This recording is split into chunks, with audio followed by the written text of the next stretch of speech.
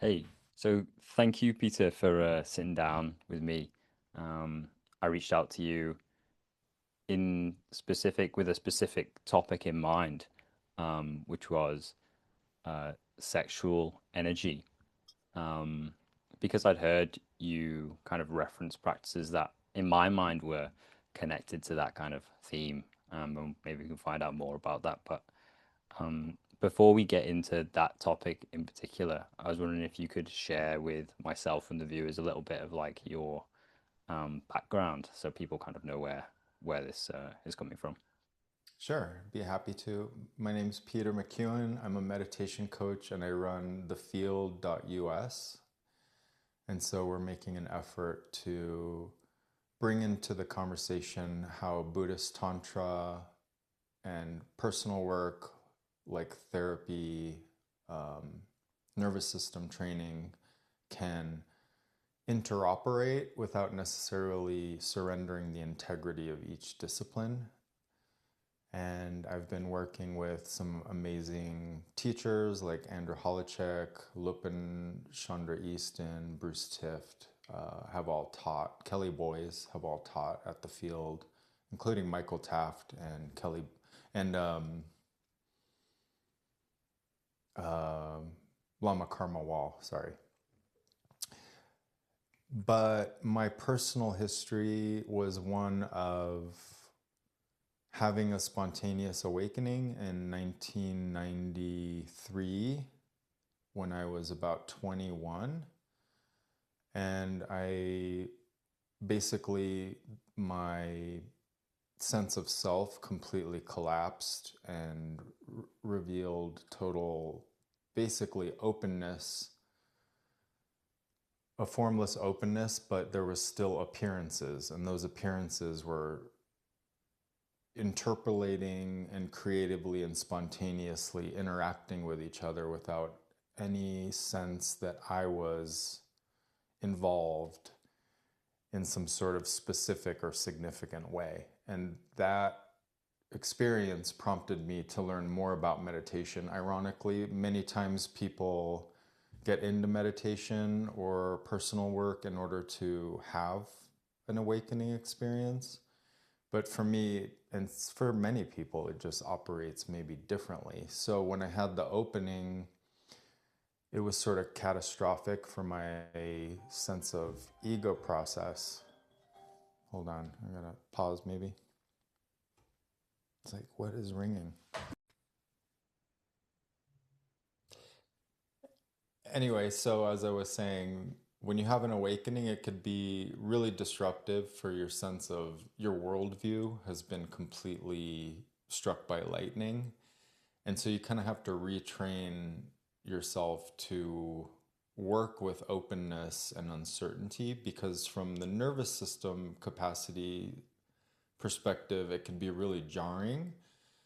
And so I realized pretty quickly that I needed to learn about stabilizing the mind, working with vulnerability, working with openness, therapeutic modalities, basically to stabilize this new way of experiencing the world. So I got into Buddhist Tantra. I was going to school at University of California, Santa Barbara, and I was lucky enough that Alan Wallace was teaching there, and Alan would have all these amazing Buddhist teachers come in. People like Lama Tarchen. I saw the Gyuto monks, Bakatulka Rinpoche, and so I started my study of Tibetan Buddhism in 1993 and 1994. And so I've been practicing about 30 years now and have been exposed to a pretty broad spectrum of meditative disciplines, tantric disciplines, and, like most people, have been in therapy for many years because if you do have an awakening, it doesn't mean your vulnerable feelings or your constructs are necessarily going to be resolved. We still have to work with feelings of vulnerability, learning how to manage ourselves interpersonally, how to pay our bills, wipe our ass, make a living, things like that. That stuff doesn't just go away. So I found value both in Buddhist Tantra on the fruitional side and on the relative side, therapeutic modalities. And my mentor on that side is Bruce Tift. But that's a little bit about where I'm coming from in my teaching practice and coaching practice. Nice. Thank you. And then Um, I've also done the 3 year retreat, the traditional 3 year retreat curriculum of the Nyingmapa sect of Tibetan Buddhism. hmm, nice. I'm reading a book by um or I've just started reading a book by Chogyam Trungpa called Work, Sex, Money. Mindfulness on the in real life or something like that. Um, I haven't got to the sex part yet. He's kind of just began talking about work in the beginning, um, or an underlying energy that goes through all three. It kind of is setting up the stage in that way. Um, I'm curious in relation to kind of working with the relative stuff, in regards to specifically like maybe sexual relationships and sex in general. Do you have a remembering of when you might have first consciously began to kind of um, engage with that part of the relative? Yeah, I was living in a retreat center in New Zealand, actually, a Tibetan Buddhist center, with my girlfriend at the time, Jill. And I remember, to that point, I think I had experienced intercourse in somewhat of a rote or biologically driven way. Um, Although I was aware of, everyone kind of, when we start doing spiritual work, there's always whisperings of like tantric sex and like this and that. But finding those teachings is really challenging. Most teachers don't really even know them, because if we think about monastic teachers, they don't they may be aware of them, but they've probably not tried it out. And then some monastics have a secret consort.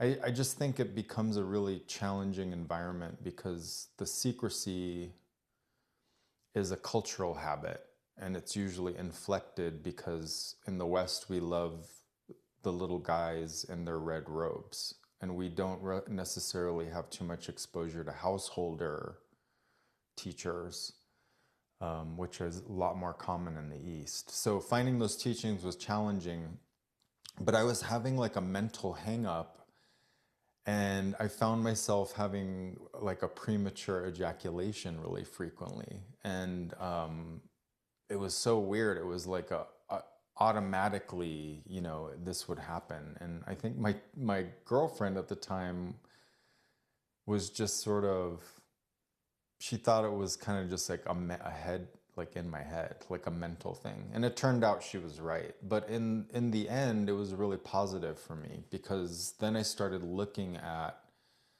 from a physiological perspective, from an emotional perspective, and also from maybe a spiritual perspective, these three different layers on how we can interact with our partner in the realm of physical and emotional intimacy.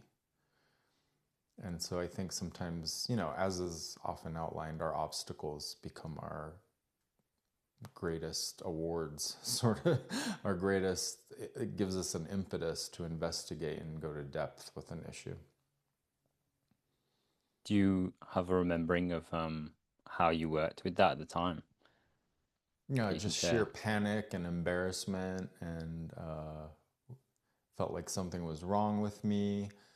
But then over time, I realized, oh, okay, so if you look into the physiological environment of ejaculation and orgasm, they're two separate processes. And there are interventions around pelvic floor health. And there's really simple things you can do to build sort of strength and control over not only the explosive energy that I think is really common in younger men, like, there's a lot of libido there, a lot of testosterone, a lot of desire energy, and we're not taught in our families of origin how to manage that very well. If at best we're taught how to manage reproduction, but a lot of the time we're not taught how to manage by our families the energetics behind it. So the initial piece for me was strengthening the pelvic floor, breath work, learning about intimacy, and not just turning an occasion for sexual intercourse into a drive to resolve it in an orgasm, and actually taking more care to learn about your partner's pleasure too, loosens it up, and it reveals authenticity, intimacy in the container of the relationship. And I think just that, from an emotional level, brought the anxiety way down as you see the multifaceted, multi-layered environment of intimacy you can create with a partner. I Could mean, we? later in our conversation, I can go more into the mechanics of it. But I think more important than the mechanics is recognizing the complexity of intercourse with another universe, which is another human being, and not getting so enraptured in our own pleasure, like absorbed in our own pleasure, which is a lot of the challenge, I think, especially for men. Sorry to Yeah. interrupt you. No, no, thank you for adding that. Yeah, I'm curious about, um, would you say like the pelvic floor stuff and the breath work is all in service to the energetic component of this? Um, or is it not that clean cut? Yeah, I would say a firm pelvic floor is integral from an energetic perspective also. I almost think of the physiological aspect of retention as being secondary to the energetic, and learning how to think or use your attentional faculty to move energy throughout the body. Because what happens is, where there's intense sensation, energy goes there, and that energy builds. And in the male physiology, that energy wants to escape out. We have like however many millions of years of mammalian reproduction wired into our brain and body. And a lot of that reproductive capacity is making sure that the semen makes it to an egg. It needs to go out. And so we're actually doing counter instinctual work.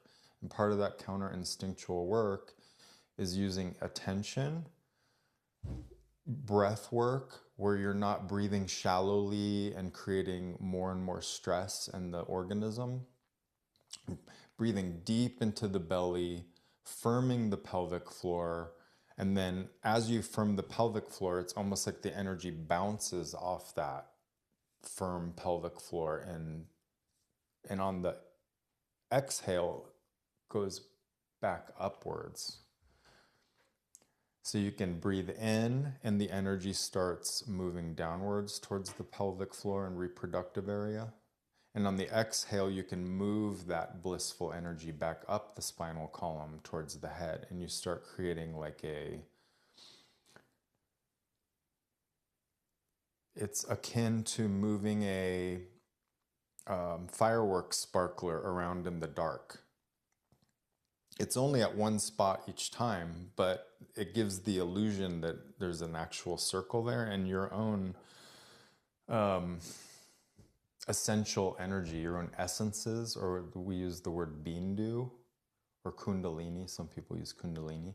It starts cycling. And when it's cycling, it's actually loosening up knots in the energy system. And so you attain, you don't necessarily attain, but you experience more and more openness, more and more spaciousness.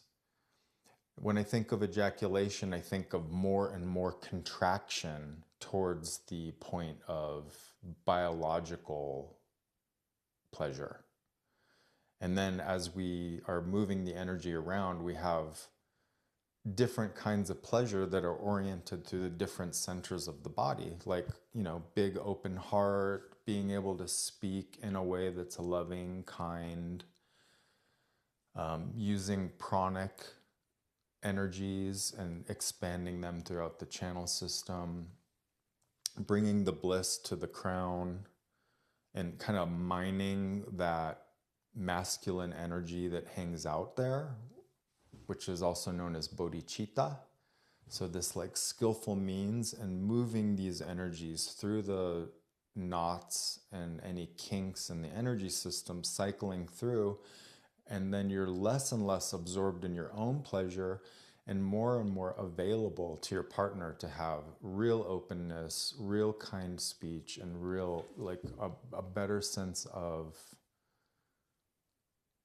intimacy and revealing authenticity during the sexual act, and so much less of a preference, for it to end in a biological explosion of reproductive fluid. And that also allows the masculine partner to allow the female to really bloom into her own pleasure. And it gives the masculine partner an opportunity not to get absorbed in her pleasure, but to use his own spaciousness for her to fully unfold her dance and her pleasure and the sounds she wants to make and her orgasmic propensity, and giving that time to unfold.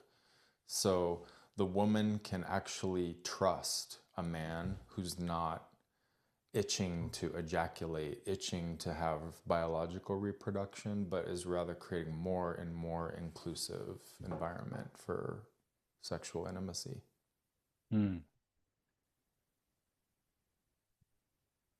Is there more to say about the intimacy and the masculine and female energies, the kind of interplay there?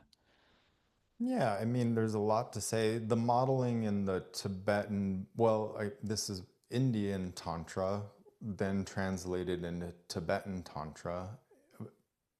These energies are allocated, so to speak, in something that is called a bindu, or a drop. It's kind of associated with a liquid, and it comes in two different colors: red, which represents wisdom fire or feminine energy, wildness, and then white, which is very cooling. And like I was saying, when you're in the masculine role here, you bring like a soothing, cooling energy to the sexual exchange of openness, spaciousness, allowing the appearance of reality to unfold without hindrance. And then the red energy has more to do with like solar energy, metabolism, wildness, this energy of maybe like spring shoots breaking through the snow, through the snowy ground, that real like quest for life. And so when we're doing tantric practices in the Vajrayana context, you are learning how to not only manage these seemingly disparate or complementary energies, but you're learning to circulate them and eventually bring them together. Because when we're in subject-object dualism, it's as though the mother and father have had a divorce.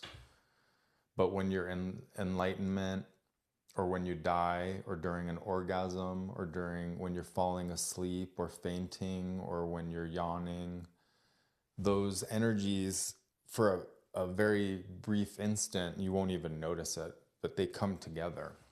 And so we're trying to recreate the conditions for this red and white substance to come back together so you can experience what we, clear light, luminosity, the foundation of this precious human experience. Mm. And there's a lot of different ways, right? Tibetan tantrists are not absolutists. Each lineage has their own modeling for how to activate, manage, and unite these energies. Some tantras, you use 6 chakras. Sometimes you're just using 4. There's all different kinds of ways to do it, and it's very lineage centric. Mm. But that's sort of an overview. Hmm. Mm. One of the phrases that stands out to me from our I think we've had one previous conversation, and uh, just hearing you on other podcasts and maybe even some of your writing is the phrase outdated coping strategies. Yeah. Um, and I know that for culture at large, as well as like in my own personal experience, um, porn and masturbation has been kind of a strategy, I think, for coping sometimes. Sure. Um, and so I'm wondering if there's a distinction in terms of like the kind of energies that are at play there versus the energies that we've kind of been talking about so far. I'm not an expert on that issue, but I Mm. presume based on what I've read and seen on Andrew Huberman's podcasts, etc., is you're setting a different dopamine baseline, because we're wired for sex and we're wired for pleasure, and when you're getting a synthetic version of it that's replicable without when the reward is given without any effort, Mm. like the body thinks it's actually probably having sex with a man, woman, cartoon, whatever Whatever. people Yeah. are into that week. And so you're kind of bypassing what I would regard as intimacy, like getting to know someone, taking them on a date, learning to manage desire and not behave like a cretin in the bedroom, which is hard for a lot of young guys. We have to be taught how to manage our sexual energy and recognize that the feminine component of the relationship, how they manage their own sexual energies, has a very different tenor sometimes. Not always, but sometimes maybe their subtext or their interest is more in companionship, learning how humorous and supportive their partner is, whereas the younger guy is like, you know, not to say women don't have the same way to organize their sexual nature, but it seems like at a baseline, men are very visual, and I've heard statistically women or female identifying people can be more or interested in kindness, feeling they can be honest and vulnerable with someone. And so I think porn just plays right into that. Like, oh, we see it and it like activates this ancient circuitry. And oh my God, this is replicable. I can look at this thing, not suffer the consequences of opening my heart to someone or reveal authenticity or vulnerability in relationship, and I can still get off. And then, of course, the baseline gets higher and higher, which creates it's harder and harder to get off, like any addiction. And I think really what it comes down to is if we're trying to escape from an experience of a vulnerable feeling, and I define a vulnerable feeling as just something we don't want to experience consciously because we unconsciously associate it with annihilation. Because when we're infants or from the history or the our familial history, when we build in these vulnerable feelings or we learn to sublimate them or put them out of conscious awareness, when we're children,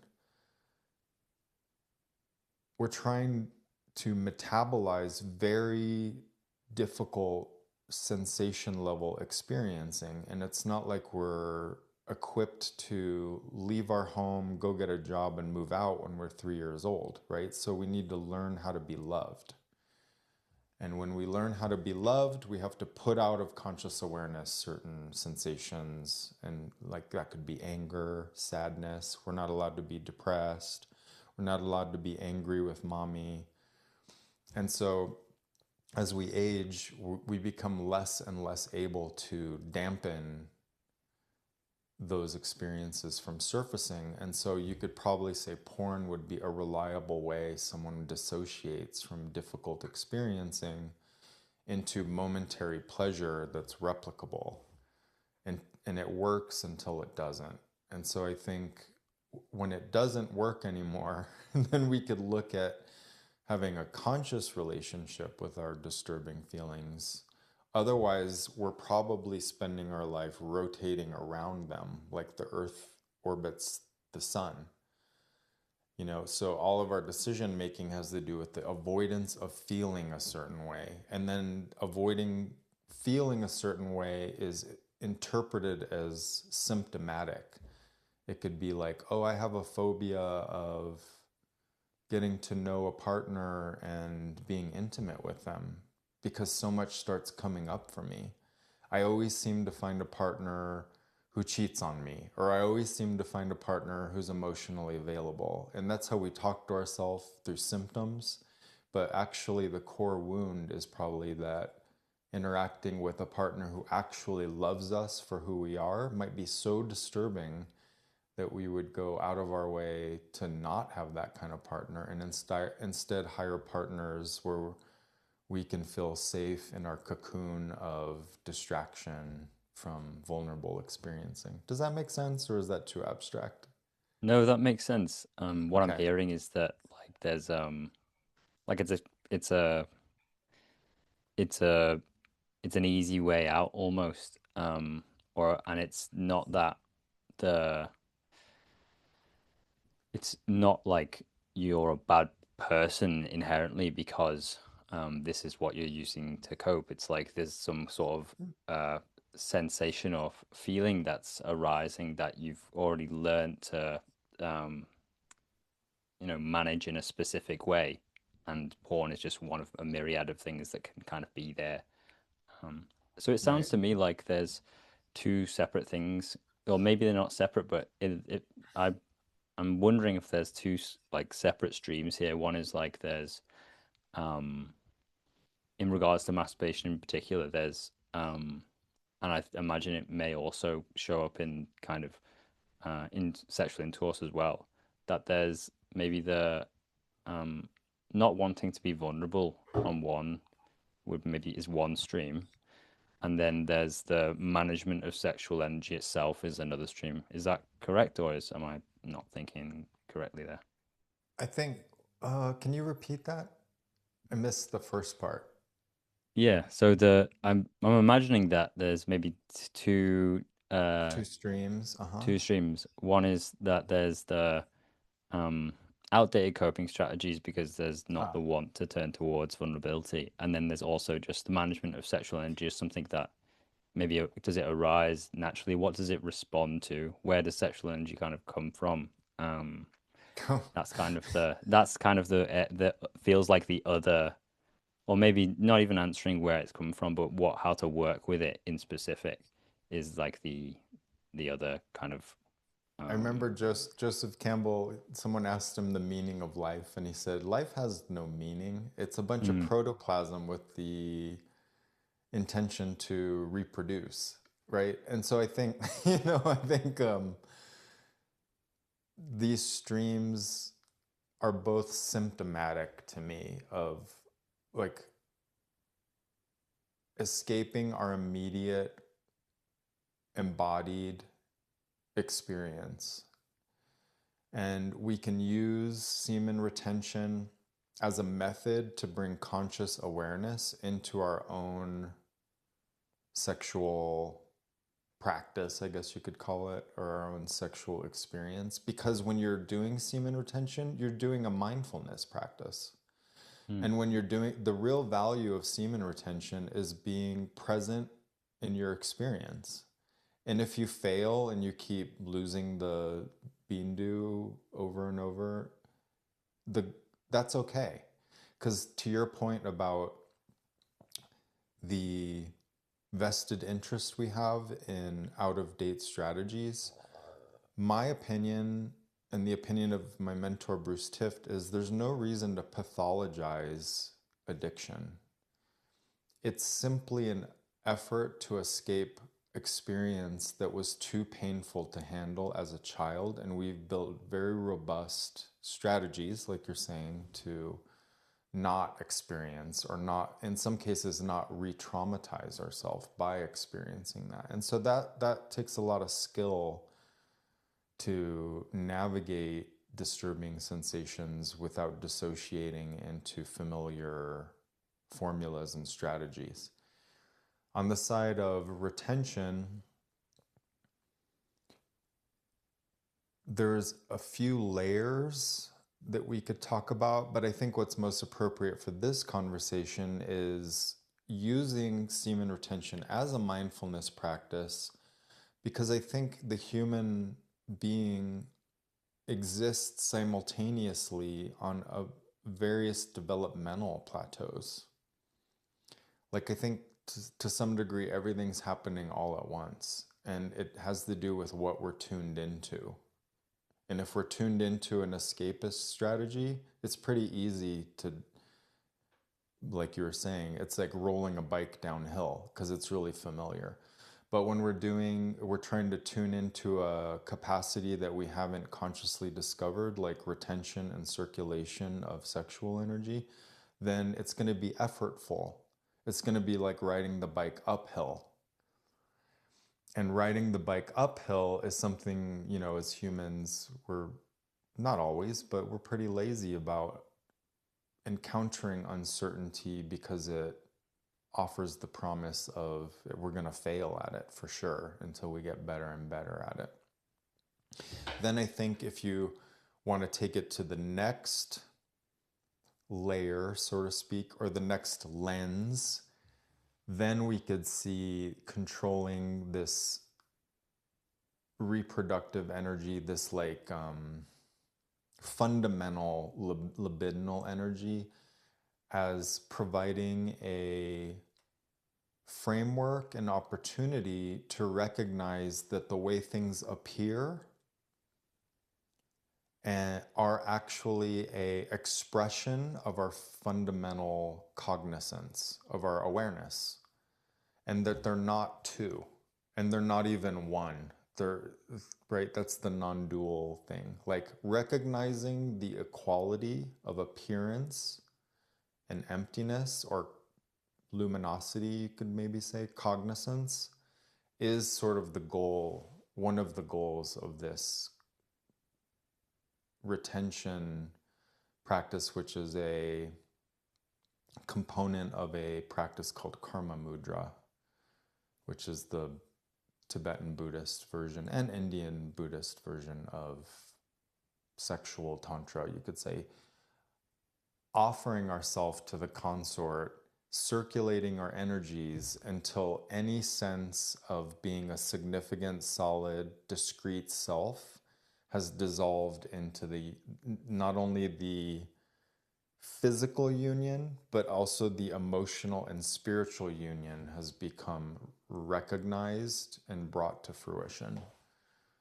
And so when we talk about the semen retention, I think for most practitioners, I think the first thing you want to do is just learn about the physiological opportunity of multiple orgasms, because it's probably going to make you a better lover. Like, it's a very mundane thing. The lovemaking will last longer.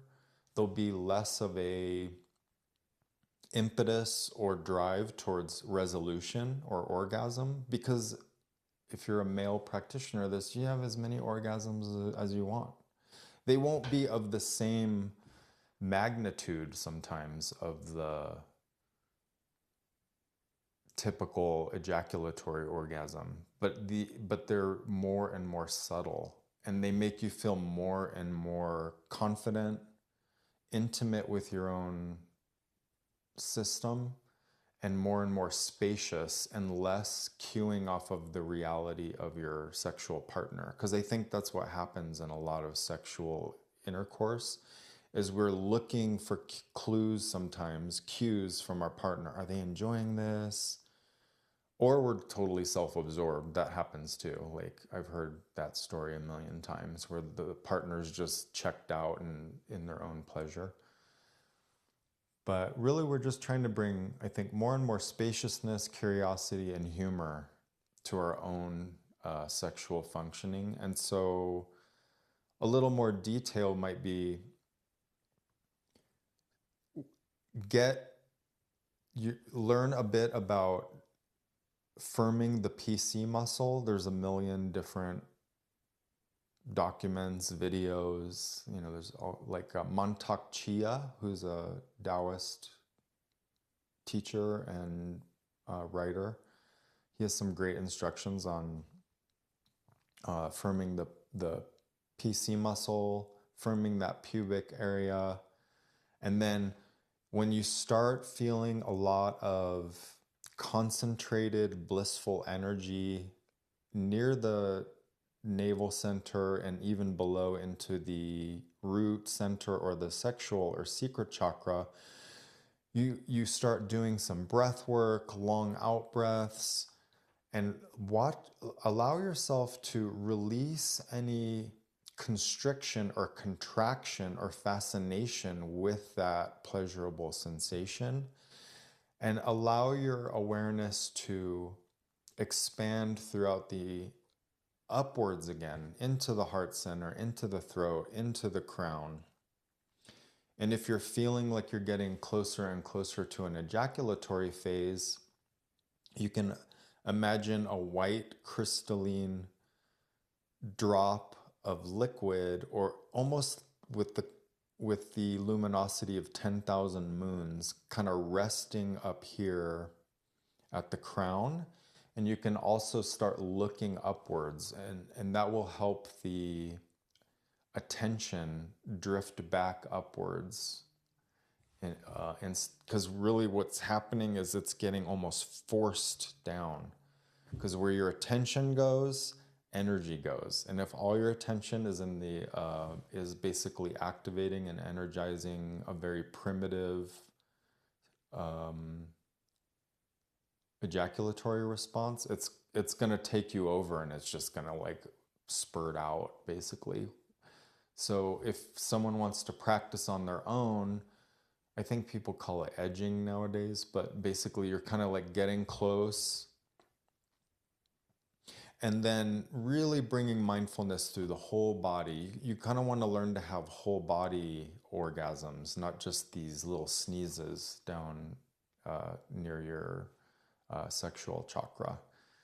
And you can almost use that language. You know, it's okay to say, oh, this kind of orgasm is inadequate for my um, life strategy, my life goal. My life goal is to have a full body, bring the bliss throughout the entire body, and create an environment of spaciousness and intimacy that I can later share with my partner. Something like that. Does that make sense? I think I kind of went off on a tangent there, but I don't remember where we were. We were talking about porn. To me, this stuff you could do on your own is so much better than watching little tiny people on a screen. You know what I mean? My Mm, teacher makes fun of it because he's like, I don't understand. You know, he's in his 60s, but he doesn't understand why people can get so aroused. Because when you mm, see the person on the screen, they're a little tiny person. So it's sort of like, yeah. but again, there's nothing shameful about it. Mm, It's just a very reliable way to not feel how we feel. yeah. It's a it's also just kind of like it feels to me, speaking to friends as well as just seeing things on the internet, as well as knowing like my high school experience that it was just the internet was coming online as like people were going into puberty. So it was like Into what? into puberty. Oh, puberty. Mm. Yeah. So it seems like quite a generational issue that it was so available. in Yeah. like a kind of high fidelity form at that time, and still is. But I think more and more people are waking up to this kind of um, well, being more conscious about the sort of energies that are involved with the landscape of um, the internet and trying to draw you into certain things. That's kind of the whole game of a lot of people on the internet, I guess. And what they're drawing you into is different depending on what their goals and aims are. Yeah, Um, attention is lucrative for certain companies, and they're obviously very good at maximizing the amount of attention they get on these platforms. I'm like my phone, for instance. I reached a point where I just don't. I can't look at Instagram. I can't.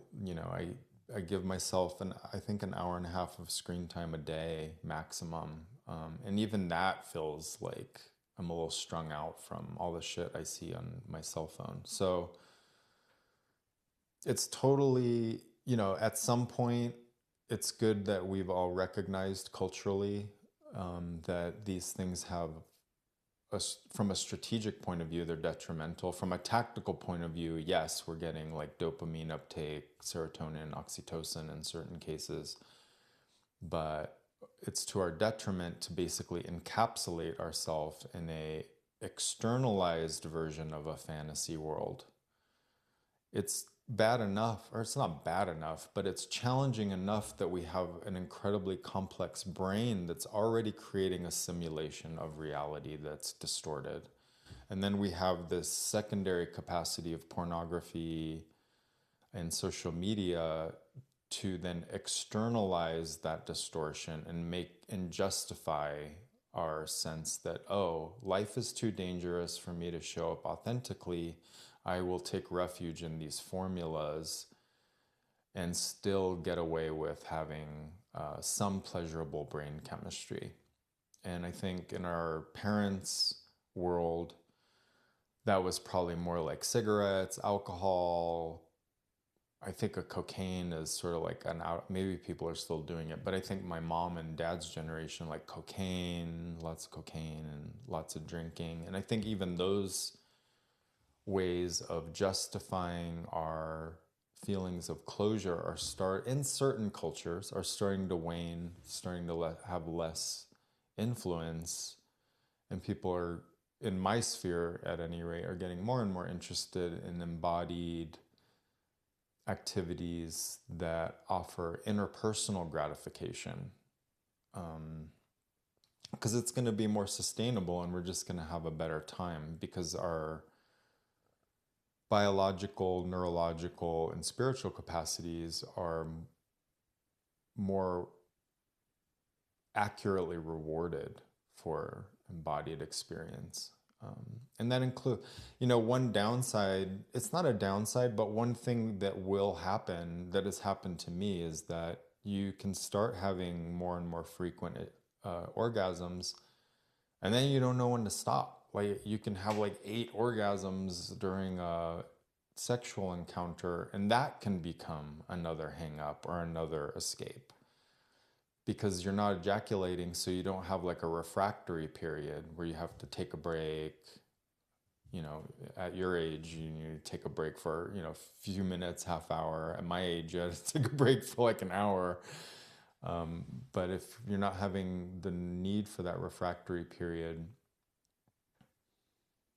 yeah, you can get a little crazy. And it's inevitable that when you start on this path of multiple orgasms, and of course, I don't want to downplay the feminine ability. They already have, the ability to have multiple orgasms and multiple parts of their physiology. There's like clitoral orgasms, G-spot orgasms, vaginal orgasms. There's all kinds of different ways a woman too can retain, circulate, and enjoy the exchange of these energies with a partner. And that exchange is usually focus through meeting of the tongues and meeting of the genitals. And with your partner, if you're able to circulate your own energies, then you can create sort of like a environment where you circulate these energies consensually, of course, with your partner. And you create sort of like this firebrand of um, vital energy circulating, nourishing, and breaking up historical patterns of closure that hide out in the muscle tissue and that hide out in the energy system, that which we call nadi, or the veins of the subtle body. So the first step, I would say, for those people who are watching that are a masculine or feminine identifying, is learn Boon Chen or vase breathing, because that will help you not only feel more embodied, but you'll have better control over the breath. You'll firm the pelvic floor, and you'll feel how the diaphragm helps to modulate any effort to escape embodied experience.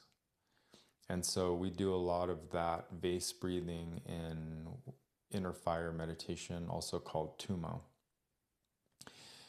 And lastly, I will be offering a Karma Mudra course in summer.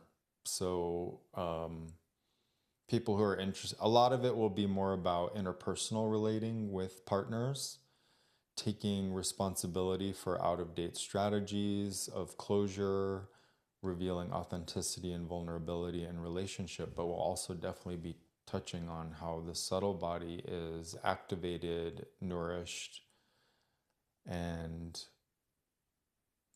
tonified through sexual activity, basically. And part of that for the male folk will be retention of semen. What's tonified? Tonified would be like nourishing, basically. Hmm. They use that word in Chinese medicine. Nice. Yeah, to And if like tonify would, like, if you have, many of us have stagnation in our energy bodies.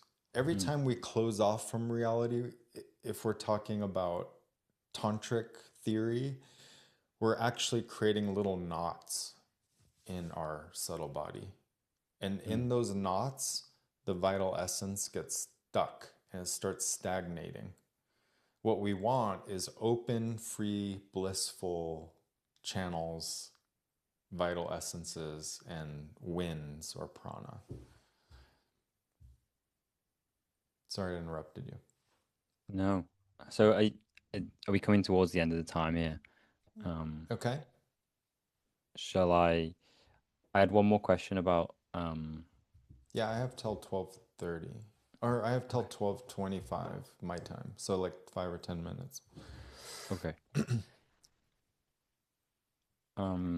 It sounded earlier when you were describing the kind of masculine and the feminine energies that the what I heard was that the masculine kind of almost role was like spaciousness, and then the feminine role was kind of felt it was the red or the more wild kind of that was what the word that stood out to me. Um, is that true in terms of like the pointers that you would give to a feminine practitioner versus a masculine practitioner? Yeah, I would say for the feminine practitioner, okay, so we have this lineage, or you might call it a concept, but we have this tradition of dakinis in the Tibetan and also Indian Buddhism. So basically, just a caveat is when I say tantric Buddhism, I'm including Indian and Tibetan here. You know, these dakinis, which, or skyfarers, they're known for wild and sometimes jealous or erratic displays of compassion. And in order to sort of attract and be able to work with the dakini, you have to have a sense of equality and being able to not get absorbed in their display.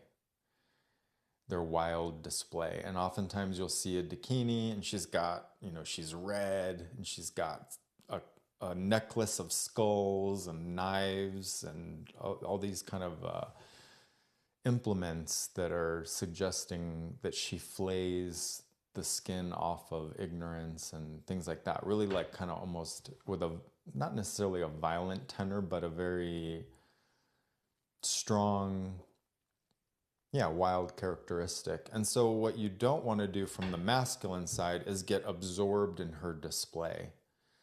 Like, if you're a male and your partner is kind of grumpy, you don't want to like collapse into her grumpiness and become grumpy yourself. You want to create space for that to come and go. You don't want to collapse into the mood or the oceanic wave-like function of her cycles, so to speak. So from the feminine perspective, what you would ideally want to find is a partner where you can make a lot of noise, be wild, move your body, dance through the sexual encounter. You don't want to just lay there. You don't want to be put into a position where you're just laying there stiffly at the mercy of like a reproductive focused sexual encounter. You want to really let loose and be loud and show your veracity and vigor for this very deeply primitive and beautiful act of intercourse. And in order for a woman, I think, I'm speaking generally here, everyone's different. You're not going to want a man who's probably indulging that himself. He's probably going to want to stay relaxed, responsive to your needs. Like, maybe the female would ask for oral sex or a lot more kissing or more gazing in the eyes or more humor. But you don't want the man to collapse into his pleasure and just be totally self-absorbed in his pleasure. The woman usually needs more time to get more aroused, to move her energy around, and really to just feel that she can trust the man. And how do we build trust? We have to provide a safe environment for people to reveal authenticity and vulnerability. And being really reactive to the female's request to feel safe is going to have diminishing returns. So I would say on the feminine side, find a partner where you are able to reveal authenticity, able to assert your needs, able to assert boundaries, able to be loud and dance through the sexual act without the male just worrying about his own pleasure. He should provide the stage for you to enjoy your pleasure. That would be a more tantric attitude for how a sexual encounter could unfold. And that takes practice, of course. There's no mastering of this. There's no end point. The reason from the masculine and feminine side is we're always learning to subjugate our out-of-date methodologies for up-to-date methodologies of self-care. And so our self-care is a mindfulness practice. And so we throw out any idea of a resolution of enlightenment, transcendence. Oh, now I can have multiple ejaculations. I've figured it all out. Those are just symptomatic. Those are just momentary displays. What we're looking for is this mindfulness practice that infuses and permeates our spiritual, interpersonal, and therapeutic nature. Like we're using sex as a vehicle, and we're using our relationship as a vehicle to ferret out any patterns of closure and replace those with a more up-to-date, open, spacious, accurate view of reality. And what that means to me is, in some cases, just bringing mindfulness into our relationships and into our sexual encounter, and using our partner as a mirror to help us understand, are we on the beam? Are we actually experiencing an accurate portrayal of what's happening in the present? Or are we dissociating into patterns or recreating patterns from childhood, recreating patterns from trauma, recreating basically like dissociative potentials and trying to impose those on reality, which is not going to have a very good result. Like every time we try to enforce a formula onto reality, it doesn't work very well because reality exists beyond our preferences.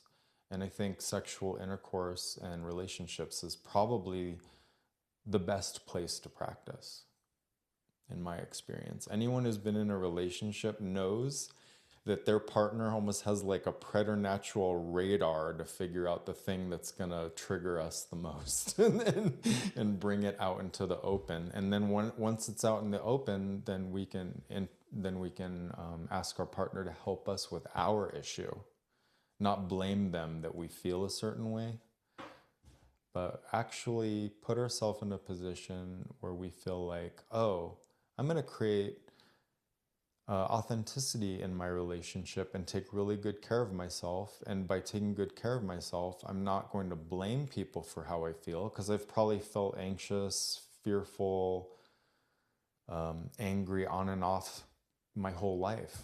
It wasn't invented when I started dating this person. So we can make an honest claim of telling a partner, hey, this, for some reason, what happened last night really triggered me and I feel really angry and I want to take responsibility for this issue so I can take better care of myself and contribute to the relationship. Can you help me with my issue? Hmm. That would be one way. That's just one small way. We can do these kind of things in relationship and really bring more awareness, I think. And then way down the ladder is what you and I talked about, is like bringing that mindfulness, that awareness into our relationship with our own self-pleasure. Wonderful. And then eventually, as we get better at it, we can extend that into our um, pleasure with our partner, like our intimacy. Great. Thank you so much for your time, Peter. I Um, hope that helped. Yeah, anytime. I hope it's helpful. Yeah. I've certainly got things I can take away from it. Um, is so if people want to find more of you and maybe go to this Karma Mudra retreat, where would they go?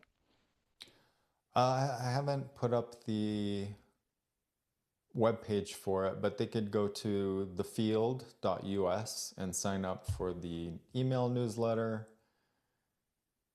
And I will notify you in the next 2 weeks the dates of the Karma Mudra retreat, which will be online. And also, if people want coaching on any of the issues we've discussed today, or specifically on semen retention or the psychology of male orgasm specifically, then you can reach out to me through the website also. And John, you're doing a great service to people. So uh, anyone who's confused about how to find me can ask John. So thank you for Great. having me. No, thank you. Thank you. Take care.